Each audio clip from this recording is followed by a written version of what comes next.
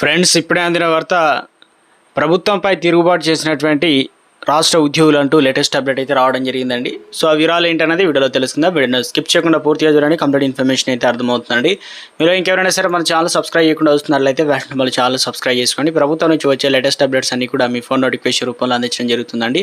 చూస్తున్నారు కానీ లైక్ చేయడం మర్చిపోతున్నారు. దయచేసి లైక్ చేయండి. లేట్ చేయకుండా వీళ్ళకైతే వెళ్ళిపోదామండి. మనం చిన్న అప్డేట్ అయితే వచ్చిందండి. ఆర్టీసీని ప్రభుత్వంలో విలీనం చేయడంతో పాటు ఇతర సమస్యల పరిష్కారం కోసం పోరాటానికి సంపూర్ణ మద్దతు ఇస్తామని పలు కార్మిక సంఘాలు ప్రకటించాయి. మే 7 నుంచి సమ్మె చేపట్టాలని నిర్ణయించిన నేపథ్యంలో సుందరయ్య విజ్ఞాన కేంద్రంలో ఆర్టీసీ కార్మికుల సంఘాలు జేఏసీ సమావేశం నిర్వహించింది. ఇందులో పలు కార్మిక సంఘాల నాయకులు పాల్గొని సమస్యల పరిష్కారం కోసం సమ్మెకు మద్దతు ఇస్తున్నట్టు తెలిపారు.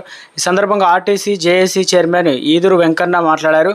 ఆర్టీసీ యూనియన్ల మధ్య భేదాభిప్రాయాలను భేషజాలను విడనాడాలని కోరారు. కాగా సమ్మె అనివార్యమైతే దానికి మద్దతుగా నిలుస్తామని సాఫ్ట్ వర్క్ ఫౌండేషన్ అదేవిధంగా ప్రధాన కార్యదర్శి విఎస్ రావు తెలిపారు. ఇక అన్ని సంఘాల సమ్మెలో పాల్గొనేందుకు ముందుకొస్తే తాము మద్దతు ఇస్తామని సాఫ్ట్ వర్కర్స్ యూనియన్ ప్రధాన కార్యదర్శి కె రాజిరెడ్డి అయితే